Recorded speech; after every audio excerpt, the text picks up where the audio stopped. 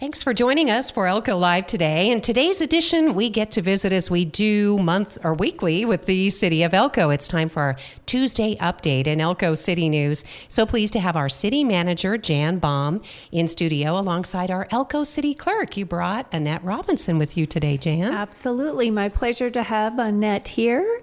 First time to be on the radio show as the Elko City Clerk, and we're just so fortunate to have her, and she's really hit the ground running and doing an amazing job. Well, thanks, Annette. Thanks, Jan, for bringing Annette. Annette, congratulations on this position. Thank you, Lori. Thank you very much. And thanks, Jan, for having great faith in me.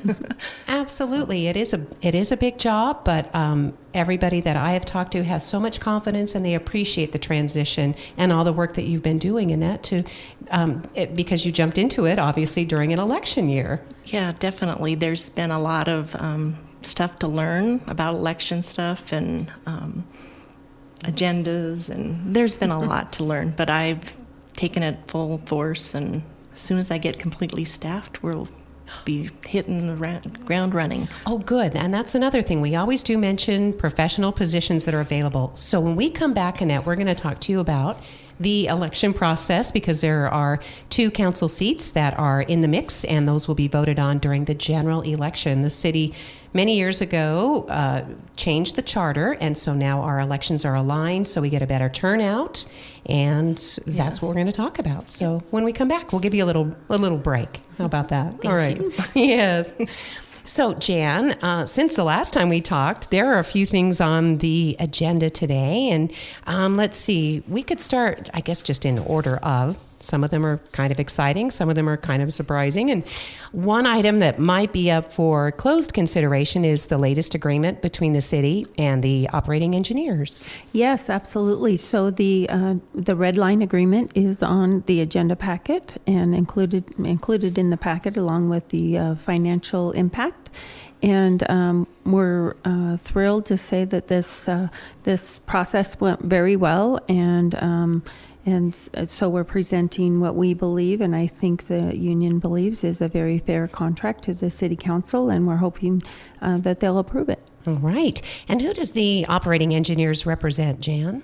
They represent, well, I'm going to start with who they don't represent. That's so easiest. That might be the easiest. So because they really do have a wide array of employees that help the city and are on the team. So we have 4 unions, and one is the firefighters union, and the association, I should say, and then there are the police union and the sergeants union, and then so all of the hourly employees that are not included on those unions pretty much are included in the operating engineers union. So pretty much all of the other employees. All of the others, appointed officials, I guess that would be, or because appointed officials are different because you're They're appointed. Different. Yes.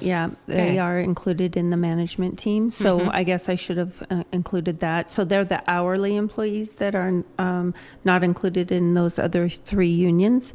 The management is not represented. So it's just they are. I don't want to say. I'm sorry. I'm struggling with my words, but it is all of the hourly employees that are not included in the fire or police agreements. You did just fine, and it can be confusing. So thank you for making that clear. Yeah. So they just to also say they're all over the city. So very much appreciated. They are at the water and sewer, at the airport, at the landfill, fleet, in City Hall. These employees absolutely complete the team. Oh, that's great to hear. So that'll be, again, tops on the agenda under personnel today. Then under unfinished business, we'll do our twice monthly, if not 3 times, but check in on the Shady Elms progress of cleaning up what was on the verge of becoming a public nuisance, but they've managed to avoid that, right, Jan? Absolutely. As of now, they've avoided that. There's been a lot of cleanup done at Shady Elms Mobile Home Park, and Katie McConnell has been wonderful in coming to our meetings and presenting to council every 2 weeks. Even if there is not a lot of progress those 2 weeks, she still comes and presents. And so we look forward to hearing the update this afternoon. All right. And these are non-action items for the most part, as long as there's progress being made, correct, Jan? Yes, absolutely. And I should state that Katie McConnell is coming on behalf of the owners. This is not her property, and she's just representing them. Oh, yeah. That is an important distinction. So thank you, Jan, for that. So that'll be tops on the agenda today when the council meets under unfinished business. There's a cleanup timeline that is also part of the public record and that the community is monitoring as well. So hopefully there'll just be more good news coming out of that this afternoon. I sure hope so. Absolutely. Yeah. And let's see, moving on to new business. Well, let's see, some of this, this is about a sign at the Jarbidge Estates. I guess they encroached on the city's right of way. Yeah, so the sign up there on, I forget the name of the... North 5th Street? Yes, okay. But it is the Jarbidge Estates, which is at the top of North 5th Street, right there on the right-hand side. And so anyway, I guess their Jarbidge Estates sign is it encroaches or is absolutely on the city right-of-way. And so we need to deal with the fact that it's in the right of way. All right. And that'll be up to the council to decide what to do on that issue in particular. So that's on the agenda. The council meets in regular session at 4:00 today. Next up is possible approval of a contract to sell public property for an event center to the Boys and Girls Clubs of Elko for the whopping price of $10. Right, exactly. So we've had this on the agenda a couple times. Council has, first of all, they designated the piece of property for the Boys and Girls Club and just held it so that it wouldn't be up for sale or on the list of property for sale.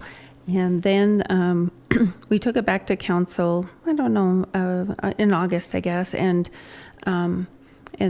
council gave us direction to move forward with a contract to convey the land.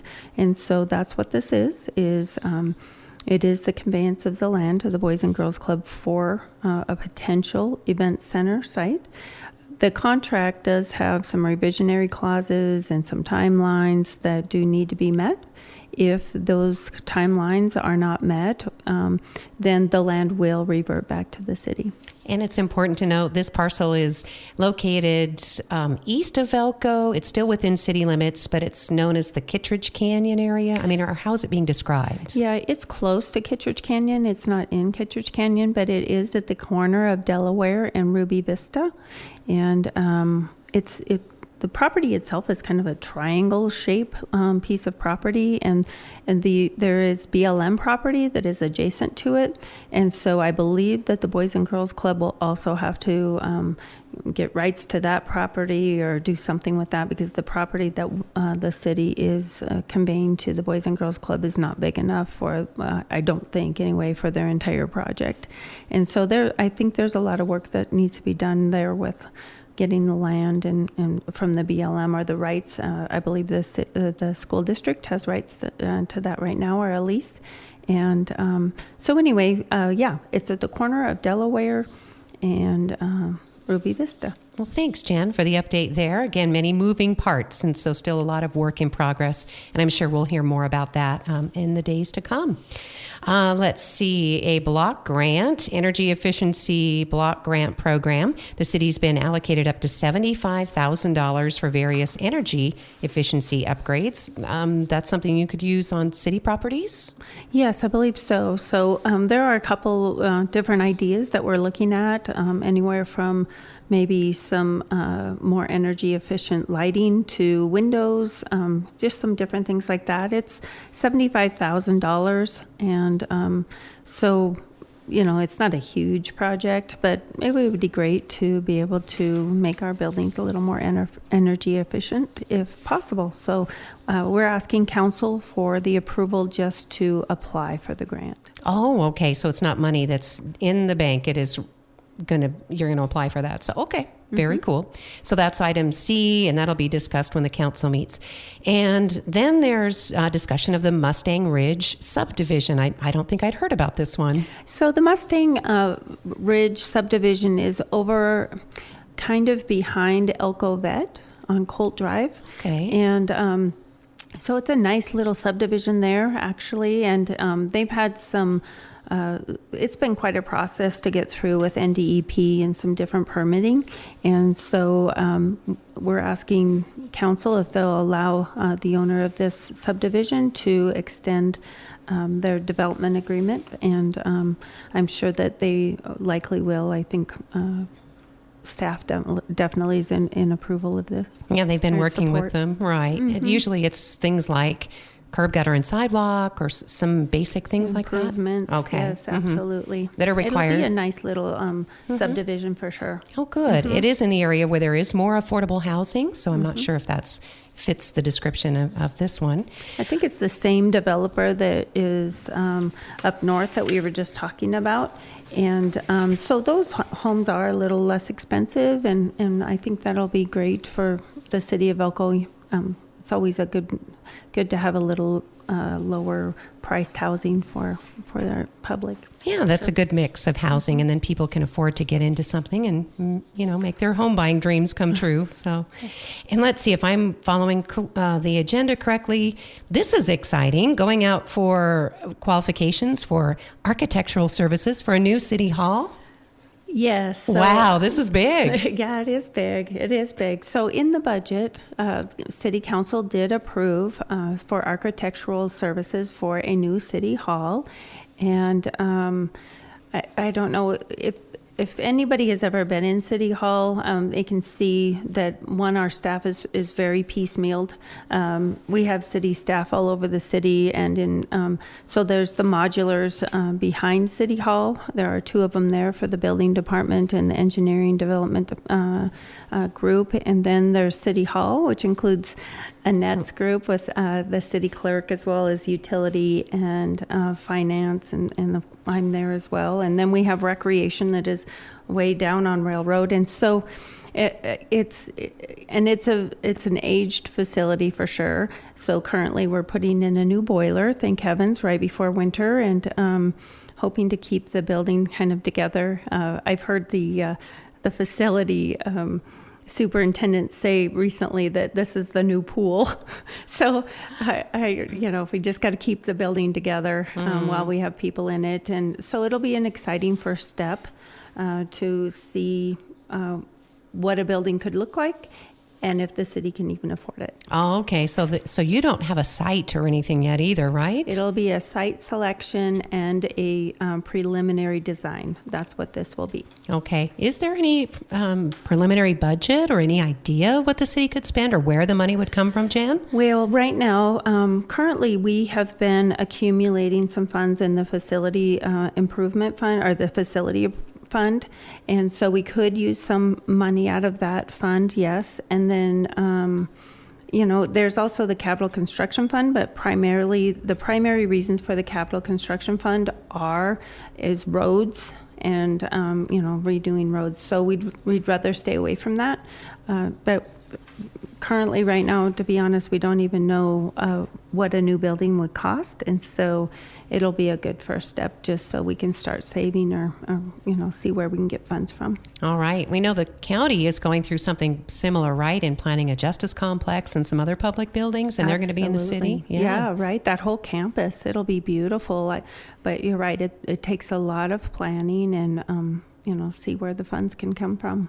And do you think the architect might consider co-locating, or I don't know, is that even or is that even feasible? Yeah. I haven't really even talked to the county about that, or but that will be part of it, Lori, is a site selection, and that'll be a big part of it. We do have a big empty piece of land behind City Hall currently, and behind the modulars, but I would be hopeful that it would be big enough for a new city hall, but I really am not sure. And maybe that could be a discussion as well, if it would be feasible to go downtown. Well, how exciting. This would be to provide estimated construction and furnishing cost for the City Hall project. Again, it's a request for qualification, so it's very early in the process, right?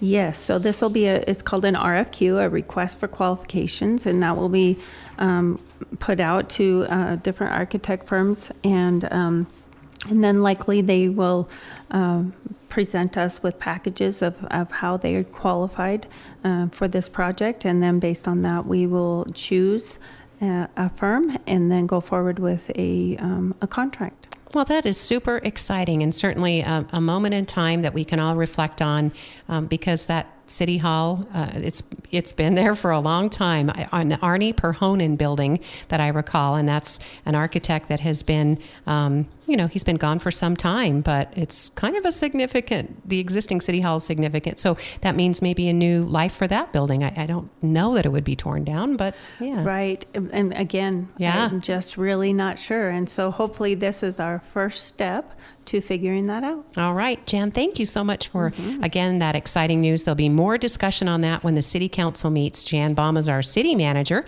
so she's just presenting the information, and the council will be deciding and talking about this issue when they meet at 4 o'clock this afternoon. So then I'm veering back onto the agenda here today after the request for qualifications for City Hall architectural services.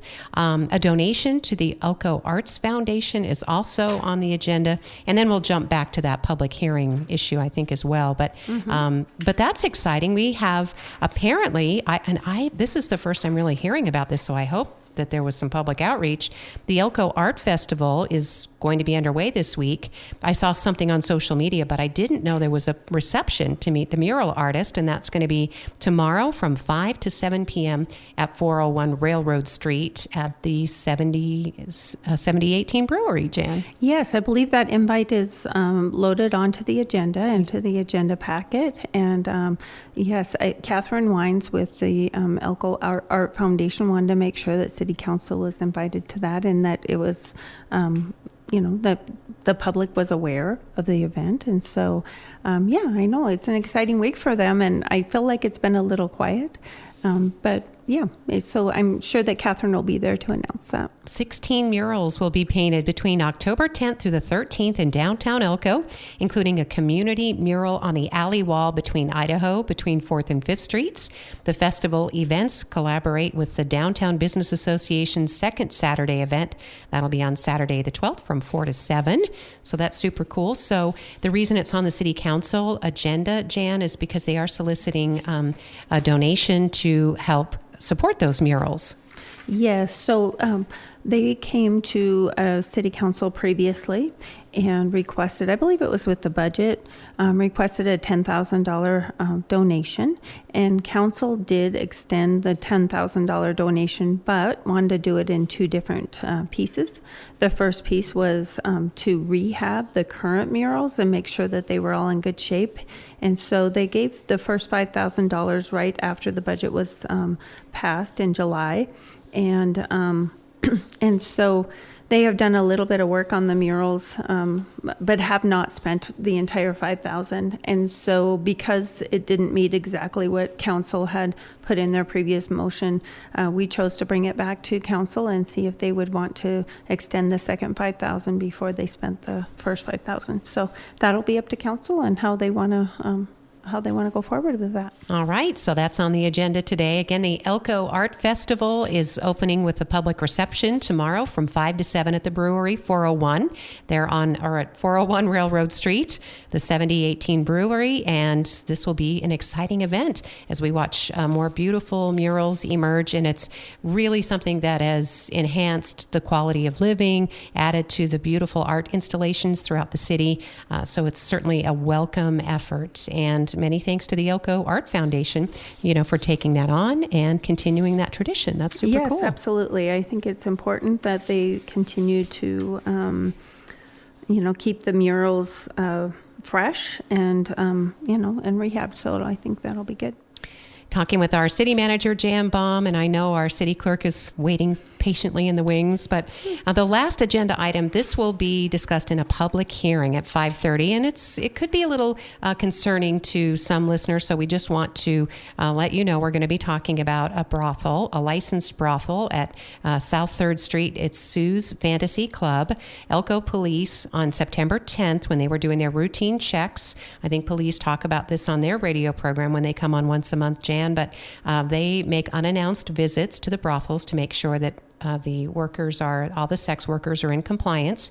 A bartender and maintenance worker at the brothel area are believed to be the mother and father of a child, a 7-month-old child, on the premises of Sue's Fantasy Club. There was some other items that furthered their investigation, and so the city police chief is bringing this to the council's attention because there are two issues, revoking one of the workers' cards and then also one to actually suspend the license of Sue's Fantasy Club for the violation.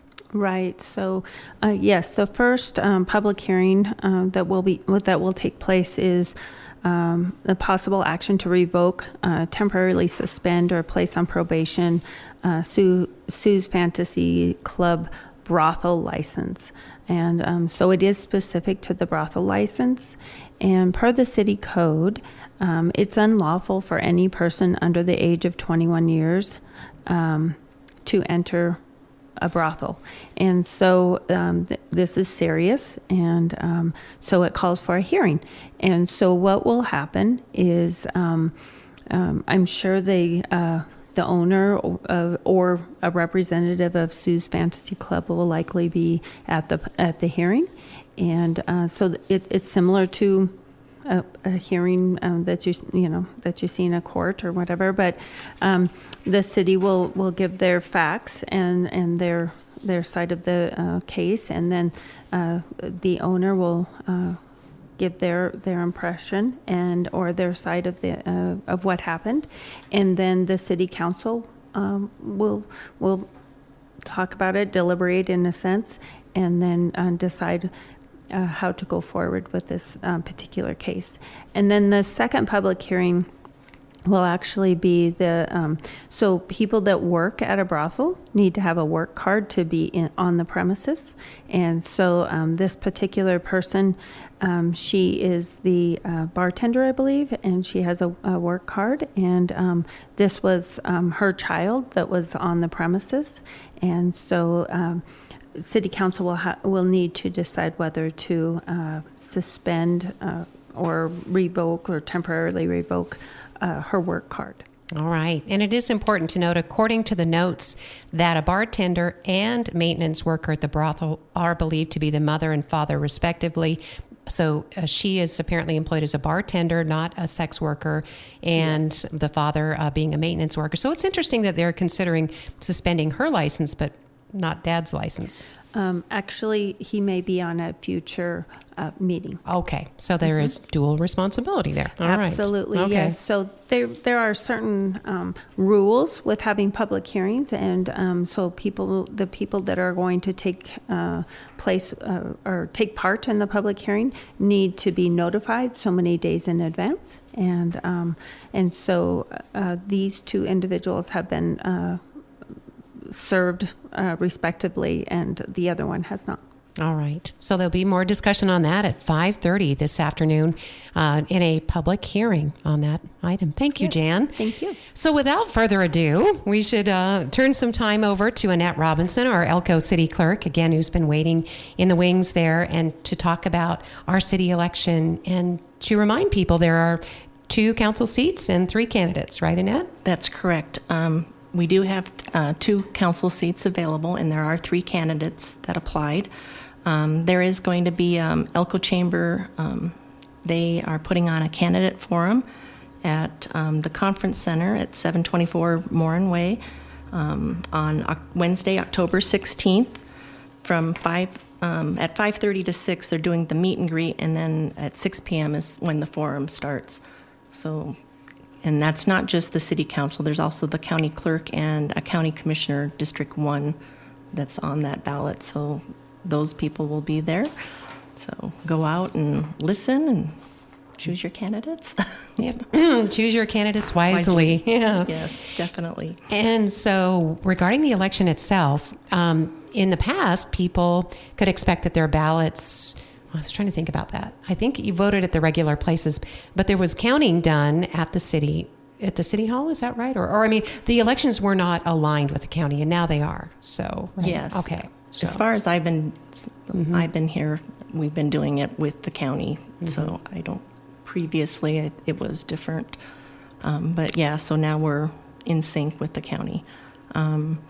And so that should be on your sample ballot, right? It is definitely on your sample ballot. So there's early voting starting on October 19th and going through November 1st, and that is over at the convention center.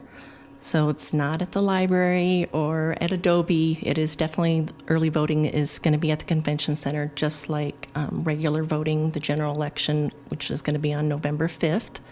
The early voting is Monday through Friday. It's from 8 a.m. to 6 p.m. And Saturdays, it's from 10 to 2. And then the gym at Elko Indian Colony, they will have early voting on Wednesdays, October 23rd and October 30th from 9 a.m. to 5 p.m. Okay. And that's accessible too, I think. Is that, or I think all voting should be accessible to people. Right? Yes. Okay. So, yeah. Okay. Everybody can vote, come to the early voting at the convention center, or you can, if you're a registered voter, you can vote in any of those locations. And so we're all linked in. The county got new poll pads, so it's like a 2-minute delay. So if somebody's voted at one location and then try to go to another, which is not legal. Never has been. Yes. It'll link up, so the election workers will know that they've voted at another location already. Yeah, that's some new technology. I'm not Yeah. sure if that's VREMS or EAS. I think there were a couple of, it might be VREMS. I can't remember the. VREMS. Yeah. VREMS or something. Yeah. VREMS. Yep. Yeah. Well, that's exciting, Annette. And then we will have a mailbox for the mail-in ballots at City Hall. So starting Monday, the 21st, October 21st. So if people want to drop off mail-in ballots, we can take them at City Hall. Oh, that's great to know. Okay, you can just drop them off at City Hall. You should have your mail-in ballot and your sample ballot at your house by now.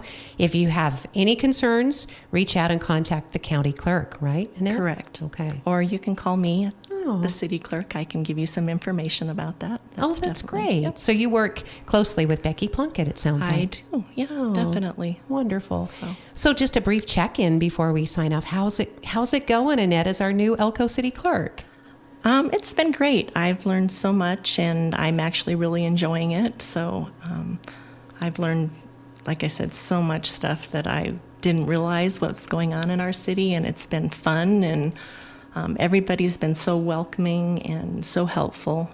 City Council's been very helpful and welcoming, and Jan definitely has helped me so much. So. Oh, good. And our previous clerk is happily retired, and Kathy Laughlin is back to just having one job, one big job. Yes, definitely. I still call her and ask her for a few things here and there. That's really nice that she's available. That makes a huge difference. It does, yeah. It shows that someone cares about the city when they do that. So Yes, yeah. definitely. So that's great. Yeah. Well, anything else that you want folks to know about Annette? This won't be, you did such a great job in your previous position at the city and talking about business licensing, and now you're looking to fill a position at the city, right? Yeah, well, it's been filled. She starts tomorrow. Oh, so yay. congratulations. It's for the city clerk too.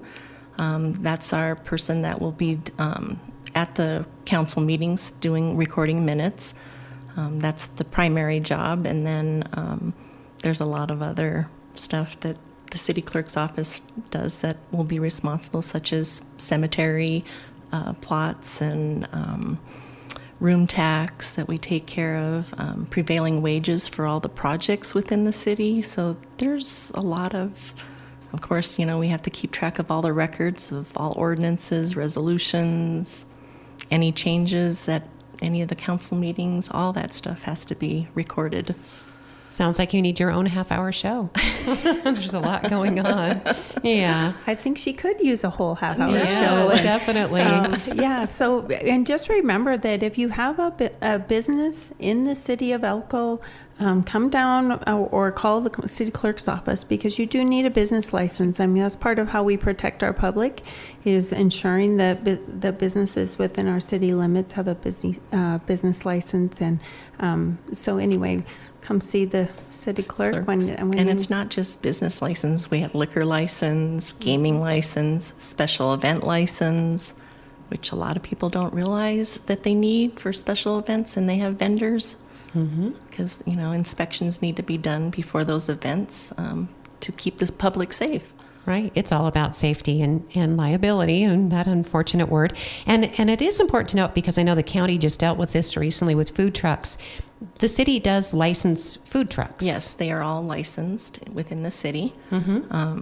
They can't be parked on city streets. They need to find a private property to sit on, or But a lot of people are like, oh, well, they're mobile. They can just be anywhere.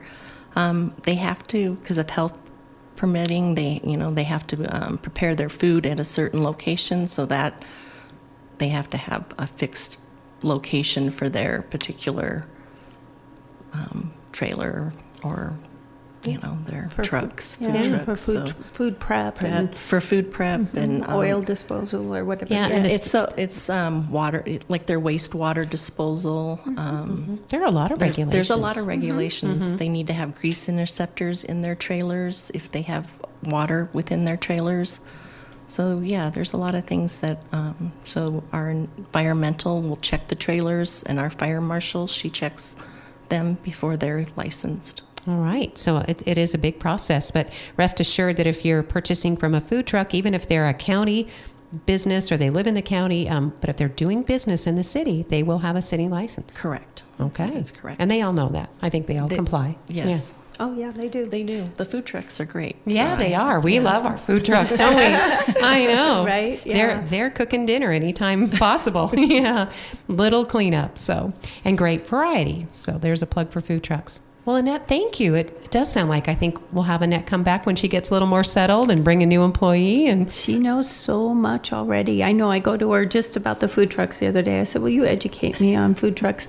And she just told me everything, and it was very interesting. And it was an interesting process that they go through, and to make sure that our public is safe. Oh, good. Maybe there'll be a nice template in place, and if the county does decide to adopt some licensing for food trucks in the county, it seems to make sense. I think it would help everybody. So, yeah. Yeah, the county doesn't license businesses. They do their fictitious firm name, and that's all they do. So, and so it's a little bit different than the city. That's right. Now, homeowners associations or the Elko Summit Estates, they can impose rules about what can go on, but otherwise, people can run businesses out of their houses or basements or garages, and depending on what kind of business, it can really impact the streets and the traffic and a lot of other things, and they're not contributing to the tax base. Right, and so city requires, if you have a home occupation, you need to have a home occupation permit before you can even get a city business license. So, yeah, there's definitely more permitting. Yeah, and there's a reason for it. It's so that we protect the health, safety, and even the financial situation of people. You don't want to get ripped off by someone that doesn't even have a license. Yeah, there's no recourse. So there isn't. So thanks, Annette. Well, thank you, Lori. Our city clerk is Annette Robinson. Thank you, Jan Baum, our city manager. Oh, thanks for having us. The city council meeting is at 4:00 this afternoon. For anybody interested in heading to City Hall, the public hearing on the brothel issue, that will be at 5:30. Thanks, listeners, for joining us for Elko Live today.